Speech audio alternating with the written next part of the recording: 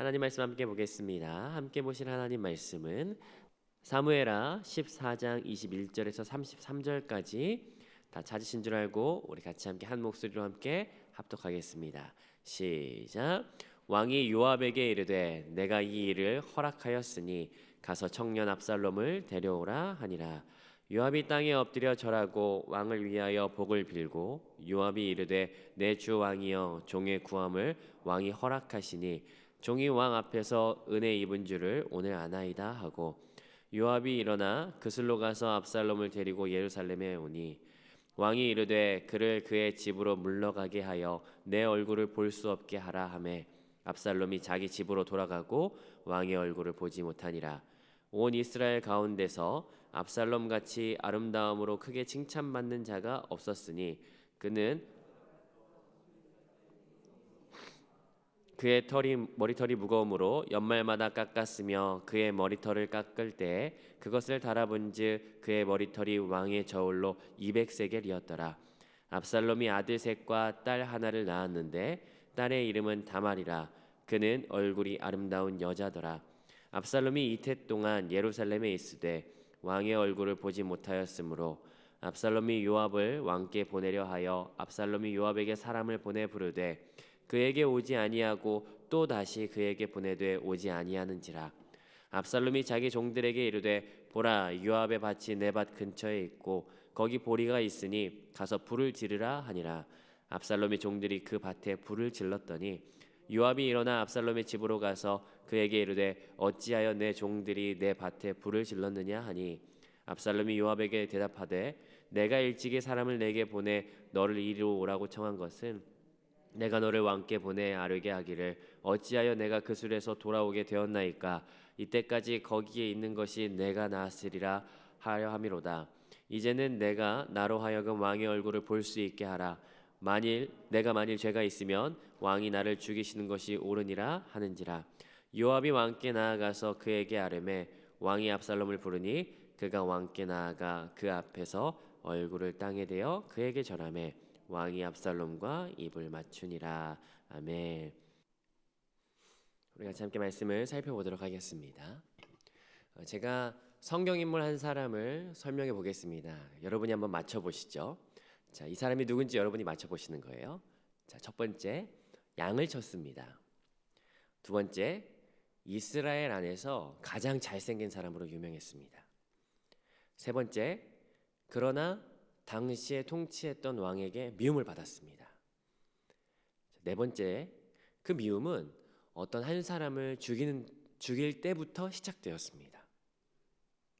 다섯 번째, 그러나 그 사람은 백성들에게 마음을 얻었어요. 여섯 번째, 이 사람은 헤브론에서 왕이 돼요. 자, 누굴까요? 물론 여러분이 어려워하실 것 같으니까 제가 객관식으로 하도록 하겠습니다. 1번 사울, 2번 다윗, 3번 압살롬, 4번 솔로몬. 자, 몇 번일까요? 네, 정답은 두 개입니다. 다윗과 압살롬이에요. 모두 똑같습니다. 다윗도 잘생겼고요, 압살롬도 잘생겼어요. 다윗도 압살롬도 당시에 통치하던 왕에게 미움을 받죠. 압살롬을 보면요, 어쩜 그렇게 다윗과 닮았는지 모르겠습니다. 아마 다윗도 알았는지도 모르겠어요. 압살롬을 보면서 자신을 아마 생각하지 않았을까 생각을 해보게 됩니다. 이번 주는 사무엘하 14장과 15장을 같이 함께 묵상합니다. 오늘은 14장의 나머지 부분을 같이 함께 살펴보는데요. 매일 성경이 오늘 구조를 굉장히 잘 나눈 것 같습니다.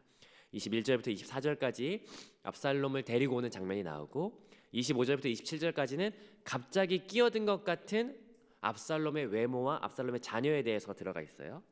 그리고 28절부터 33절까지는 다시 다윗을 보기 위한 압살롬의 노력이 들어가 있죠. 자, 그러면 앞에 단락부터 함께 좀 살펴보았으면 좋겠습니다. 어제는 압살롬을 데려오기 위해서 요압이 책략으로서 드고와 여인을 통해서 다윗의 마음을 움직이는 내용이 들어가 있었습니다. 그 직후에 다윗이 요압에게 명령합니다. 14장 21절 같이 읽습니다. 시작. 가서 청년 압살롬을 데려오라 하니라. 자, 다윗이 말하는 것이에요. 요압 장군, 우리 그 일을 제가 허락하겠습니다. 가서 압살롬을 데려오십시오 라고 말하는 것이죠. 근데 보십시오. 압살롬을 뭐라고 부르나요? 압살롬을 청년 압살롬이라고 이야기해요. 히브리어로는 나르라고 하는 단어가 청년이라고 하는 의미가 있거든요. 이걸 세 번역은 어린아이 요압이라고 해석을 했어요. 이 나르라고 하는 단어는 다른 곳에서는 유아 또는 뭐 젖먹이 뭐 이런 용어로 사용되거든요. 여러분 근데 생각해 보십시오. 압살롬에게는 27절에 보면 알겠지만 이미 자녀가 있어요. 결혼을 하고 이미 자녀가 있는데도 지금 여기 청년 아니면 유아, 젖먹이 이렇게 이야기하는 것이에요. 그런데 나르라고 하는 이 단어에는 또 다른 의미가 있는데 아마 이 의미를 여기에 적용한 것 같습니다. 미성숙한이라고 하는 의미가 있어요. 아마 이 미성숙한 압살롬이라고 하는 의미로서 다윗이 말한 것 같죠. 다윗이 압살롬을 미성숙하게 여긴다는 것이에요. 왜 미성숙하게 여길까? 알 수 있는 게 있죠. 아마 다윗에게는 아직도 여전히 압살롬을 향해서 정리되지 않은 본인의 감정이 남아있다라고 하는 것을 생각해 볼 수 있습니다. 사무엘하 13장 39절에 의하면 3년이라고 하는 시간이 흐르는 동안에 세월이 약이었는지 암논은 기억에서 사라지고 압살롬이 그리워졌다고 하지만 여전히 다윗에게는 남아있는 앙금, 감정이 있다라고 하는 것을 생각해 볼 수 있죠. 자, 명령을 받은 요압이 이제 그술로 갑니다. 23절입니다. 23절 함께 읽습니다. 시작. 요압이 일어나 그술로 가서 압살롬을 데리고 예루살렘으로 오니. 자, 그술로 가서 압살롬을 데리고 와요. 압살롬이 사실 이전에 살던 곳은요 바알 하솔이라고 하는 곳이었어요. 예루살렘에서 북쪽으로 20km 정도 떨어진 곳이거든요. 거기서 양치면서 살고 있었어요. 그런데 압살롬을 데리고 온 곳은요 그술에서 바알 하솔이 아니라 바로 아버지가 계신 다윗이 있는 예루살렘이었어요. 3년 만에 드디어 아버지와 아들이 만나는 것이에요. 여러분 3년이라는 시간 짧지 않습니다. 군대를 보내본 자녀가 있으신 분은 아시겠지만 그 첫 휴가를 나오기까지 얼마나 기다려지고 얼마나 긴 시간이라고 여겨지십니까? 3년이라는 시간은 결코 짧지 않죠. 그런데 그 그리움에 의해서 압살롬을 다시 불러들이는데 놀라운 일이에요.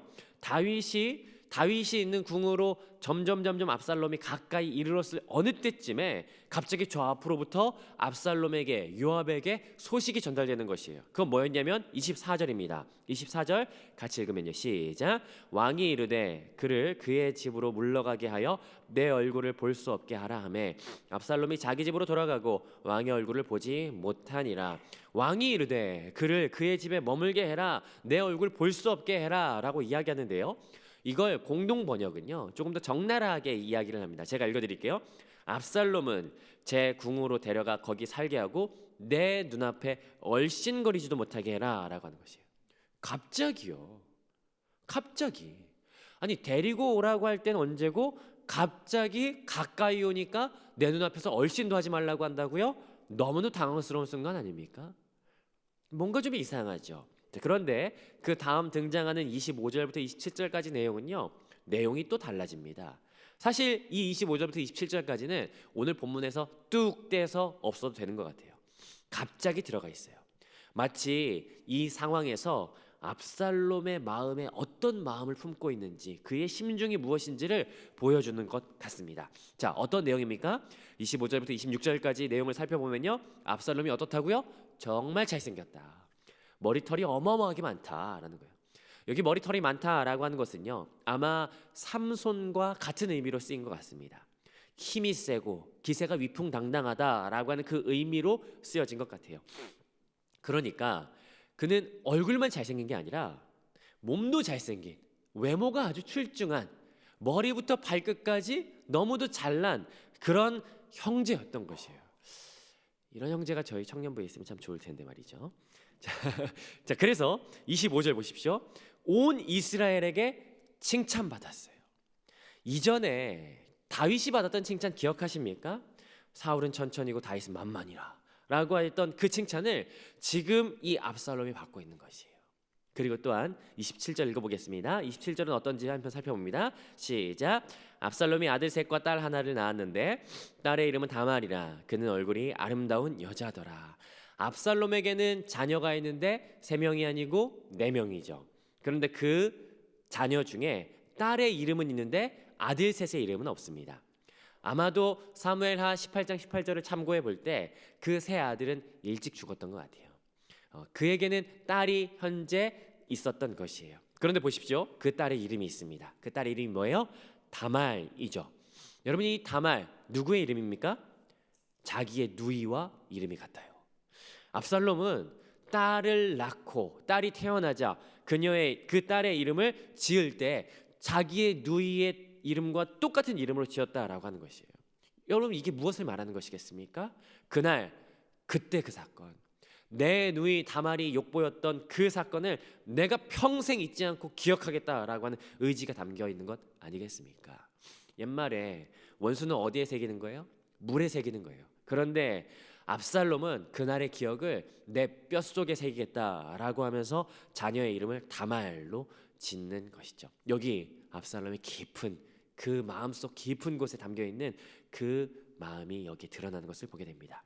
자, 그리고 나서 다시 내용이 이어집니다. 28절이에요. 28절 같이 함께 읽어봅니다. 시작. 압살롬이 이태 동안 예루살렘에 있으되 왕의 얼굴을 보지 못하였으므로, 이태는 두 해를 말하죠. 그 후로 2년이 지난 것이에요. 이미 그술에서 다윗과 떨어져서 도망쳐서 3년이라고 하는 시간을 그곳에서 보냈어요. 그리고 예루살렘에 왔는데도 그 예루살렘에서 2년이라는 시간 동안 다윗을 보지 못하는 것이에요. 도합 5년을 아버지라 부르지 못하고 사는 것뿐만 아니라 밥 한 번 못 먹고 얼굴 한 번 못 보는 현대판 홍길동이 바로 여기 있는 거 아니겠습니까? 압살롬이 어떤 생각했겠습니까? 야, 이러다 평생 못 보고 그냥 죽겠구나 라고 하는 생각을 했지 않을까 싶습니다. 그래서 방법을 찾죠. 하지만 아버지의 의지는 완강했어요. 그 어디에도 방법은 없었어요. 도무지 만날 방법이 없었습니다. 그러다 생각해내는 한 가지 묘책이 있습니다. 그건 뭐냐면, 그래, 날 데려온 요압이라면, 그 요압 통해서라면 내가 아버지 만날 수 있겠구나 라고 생각을 했던 것 같습니다. 그래서 29절 같이 함께 읽습니다. 시작. 압살롬의 요압을 왕께 보내려 하여 요압에게 사람을 보내 부르되 그에게 오지 아니하고 또다시 그에게 보내되 오지 아니하는지라. 압살롬이 그래서 요압에게 사람을 보냈죠. 하고 싶었던 말이 있었던 것이에요. 그러나 요압이 옵니까? 오지 않습니다. 한 번 더 보내요? 그래도 안 와요. 어떤 사람은요, 여기에서 요압 그 사람 진짜 무책임하네, 데려올 때는 언제고 이렇게 등 돌릴 때는 이건 뭐야 라고 그렇게 할지 몰라요. 그러나 그렇지 않아요. 이 상황은 다윗의 마음을 엿볼 수 있는 장면이기도 합니다. 요압은 다윗의 정말 충성된 신하였어요. 다윗의 마음을 읽어낼 줄 아는 신하였단 말이죠. 그러므로 요압의 이런 태도는 곧 다윗의 마음이기도 합니다. 연거푸 찾아가도 반응이 없는 그 요압의 태도는 연거푸 찾아가도 안 될 요압의 마음이 다윗의 마음이 어떠한지를 알 수 있게 해주는 이 대목이다라고 하는 것이죠. 그러나 여기서 물러설 압살롬이 아닙니다. 압살롬은 멈추지 않아요. 그 옛날에 머리털이 많았던 그 삼손이 그랬던 것처럼 밭에 불을 지르죠. 30절입니다. 30절 함께 읽습니다. 시작. 압살롬이 자기 종들에게 이르되 보라, 요압의 밭이 내 밭 근처에 있고 거기 보리가 있으니 가서 불을 지르라 하니라. 압살롬의 종들이 그 밭에 불을 질렀더니 압살롬이 요압의 밭에 불을 질러요. 그러자 어떻게 됩니까? 31절 제가 읽어보면요, 요압이 일어나 압살롬의 집으로 가서 그에게 이르되 어찌하여 네 종들이 내 밭에 불을 질렀느냐 하니, 요압이 압살롬에게 가죠. 아마 씩씩대면서 갔을 거예요. 압살롬 나와! 그러면서 나오지 않았을까 싶어요. 너 왜 그랬어? 라고 이야기하는 거예요. 그러자 압살롬이 대답합니다. 32절이에요. 32절은 세번역이 해석을 굉장히 잘한 것 같아요. 제가 읽어드릴 테니까 여러분 눈으로 32절 읽으시면서 제가 32절 세번역으로 읽어드리겠습니다. 압살롬이 요압에게 대답하였다. 이것 보시오. 나는 이미 장군에게 사람을 보내어서 좀 와달라고 부탁을 하였소. 장군을 임금님께 보내서 나를 왜 그술에서 돌아오게 했는지 여쭈어 보고 싶소. 여기에서 이렇게 살 바에야 차라리 거기에 있는 것이 더욱 좋을 뻔하였소. 이제 나는 임금님의 얼굴을 뵙고 싶소. 나에게 아직 무슨 죄가 남아 있다면 차라리 죽여달라고 하더라고 말씀을 드려주시오 라고 말하는 거예요. 압살롬이 요압을 불렀던 이유가 뭐였어요? 왕을 보고 싶다. 아버지 다윗을 내가 보고 싶다, 이거 아니겠습니까? 여기에서 우리는 압살롬의 성격을 엿볼 수가 있어요. 뭡니까? 자기가 원하는 것이라면, 자기의 목적을 위해서라면 정말 물불 가리지 않고, 정말 말 그대로 불도 가리지 않고 모든 것에 전심을 다하는, 전력을 다하는 그런 사람인 것을 여기에서 알게 되죠. 결국 33절입니다. 33절 같이 한번 읽어보면요, 시작. 요압이 왕께 나아가서 그에게 아뢰매 왕이 압살롬을 부르니 그가 왕께 나아가 그 앞에서 얼굴을 땅에 대어 그에게 절하매 왕이 압살롬과 입을 맞추니라. 다윗이 결국에 압살롬을 불렀고 압살롬은 그 앞에서 겸손하게 절했습니다. 그리고 드디어 왕이 압살롬과 입을 맞추었어요. 여기 입을 맞추다라고 한 단어는 보편적으로 화해를 할 때 쓰이는 단어입니다. 압살롬과 다윗이 화해를 했어요. 자, 그러면 제가 여러분에게 질문해 보겠습니다. 여기 압살롬이 왕이 압살롬과 입을 맞추었다, 화해했다라고 하는데 여러분이 보시기에는 진짜 화해한 것 같으십니까? 어떠십니까? 다윗이 용서를 한 것 같습니까? 어제 오늘 본문을 묵상하면서 미리 연구하면서 저에게 있었던 가장 큰 어려움은 바로 여기였어요. 진짜 화해했을까? 진짜 다윗이 용서했을까? 좀 더 생각을 좀 발전시킨다면 거기서 더 나가서 다윗은 대체 왜 그럴까? 왜 2년 동안 안 본 걸까? 화해의 입맞춤을 했지만 제가 보기에도, 여러분이 보시기에도 그랬지만 제가 보기에도 영 진심 같지가 않아요. 분명히 13장 39절에 의하면 압살롬 그리웠다는데 3년 동안 그렇게 보고 싶어서 안달하던 마음이 왜 예루살렘에 그 압살롬이 들어오니까 왜 그 마음 달라졌을까? 차라리 진짜 압살롬만처럼 그 술에 그냥 두는 게 더 낫지 않았을까 싶은 거예요. 여러분, 입을 맞췄다라고 하는 것도 온전한 화해가 아니었던 것 같습니다. 사실 학자들도 그러더라고요. 아마 다윗은 정치적으로 압살롬을 사면했지만 감정적으로는 용서하지 않았던 것 같다라고 그렇게 이야기를 해요. 제가 봐도 그런 것 같습니다. 여러분, 사무엘하를 보면서 진짜 신기한 게 하나 있는데 여러분, 그게 뭔지 아세요? 다윗이라고 하는 이름이 사무엘하 1장부터 24장까지 제가 찾아보니까 285번이 나와요. 모든 장에 들어가 있어요. 10번 이상씩 다윗이라고 하는 이름이. 그런데 1장부터 24장 가운데 딱 한 장에만 한 번도 안 들어가요. 여러분, 눈치채셨습니까? 14장이에요. 14장.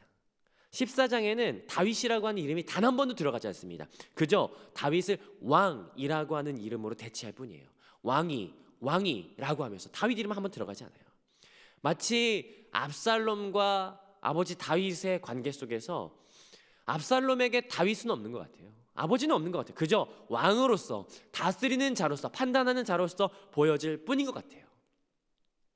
13장에서는 그렇게 다윗이 그리워했는데 13장 마지막 절, 다윗이 그렇게 암논을 잊어버리고 압살롬을 그리워했다라고 이야기하는데, 그런데 가까이 오니까, 예루살렘에 들어오니까 공동번역에 의하면 내 눈앞에서 얼씬도 하지마, 썩 물러가라 라고 하면서 심하게 대답하는, 말하는 것을 보게 되는 것이에요. 여러분, 왜 그랬을까? 혹시 멀리서 보면서, 그 압살롬이 오는 걸 보면서 혹시 마음속에 있었던 암논이 다시 한 번 더 생각났을까? 아니면 그 괘씸했던 그 감정이 다시 한 번 더 솟구쳐 올랐기 때문에 그랬을까요? 아니면 자기와 쏙 빼닮았던 그 압살롬의 모습을 보면서 자신의 쓴뿌리가 다시 한 번 더 올라오면서 자기의 죄지었던 그 과거 때문에 그 압살롬이 나를 미워하는 것처럼 그 압살롬 미워했던 것은 아닐까라는 생각이 들죠. 정확히는 모르겠어요. 그러나 만약에 이 모든 것 다 뒤로 하고 만약에 그때 압살롬 반겨줬더라면, 그 술에서 돌아왔을 때 다윗이 가서 압살롬 그냥 꽉 안아줬다면, 만약에 그랬다면 어떻게 됐을까요? 아마 내일부터 살펴보게 될 15장, 그 압살롬의 반란이 사라지지 않았을까요? 분열이 사라지지 않았을까요? 깊은 골이 해결되지 않았을까요? 왜냐하면 여러분 다 아시지 않습니까? 사랑은 허다한 죄를 덮는다라고 하는 것을 우리는 모두 알고 있어요. 물론 오늘 본문 중심에서 압살롬의 분노가 있어요. 다말이라고 하는 이름을 가슴에 새긴 그 차가운 분노가 압살롬에게 여전히 있어요. 그러나 그 차가운 분노조차도 녹이는 것은 우리가 다 아는 그것이에요. 베드로전서 4장 8절, 무엇보다 뜨겁게 서로 사랑할지니 사랑은 허다한 죄를 덮느니라. 여러분, 뜨거운 사랑, 그 뜨거운 사랑이 허다한 죄를 덮는 그것이라는 것이에요. 여러분, 혹시 여러분의 감정이 다윗처럼 이렇게도 저렇게도 되지 않아서 괴로울 때가 있지 않으십니까? 사랑해야 되는 건 아는데 꼴보기 싫을 때가 있어요. 아닌가요? 저만 그런가요? 하는 짓마다 안 이쁜 사람이 있어요. 그런데 내가 사랑해야 되는 사람이에요. 저도 있어요. 여러분, 해야 되는데 안 될 때는 어떻게 되는지 아십니까? 그때는 매뉴얼대로 하시면 돼요. 우리가 따라야 될 매뉴얼, 우리가 따라야 될 모범, 그건 뜨겁게 사랑하는 겁니다.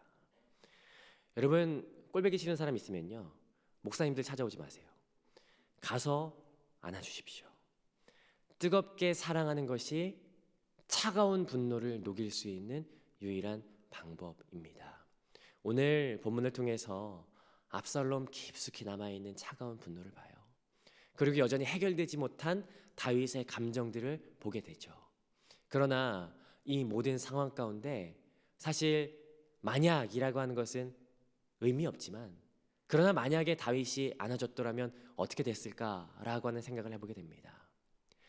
뜨겁게 사랑했다면 아마 달라지지 않았을까라고 하는 결론을 같이 함께 내려보며, 오늘 우리가 일상을 살아가시며 관계 속에서 사랑해야 함에도 사랑하지 못하는 그 대상이 있다면 오늘 성경 말씀처럼 뜨겁게 사랑하는 이 하루가 되시기를 주님의 이름으로 축복합니다.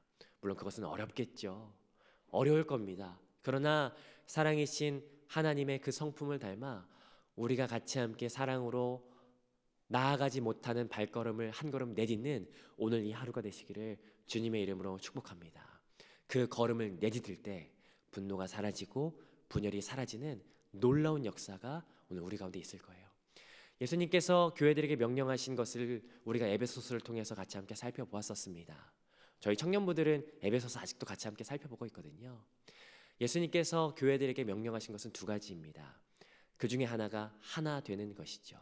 하나 될 수 있는 방법 중에 가장 중요한, 가장 핵심은 뜨겁게 사랑하는 것일 겁니다.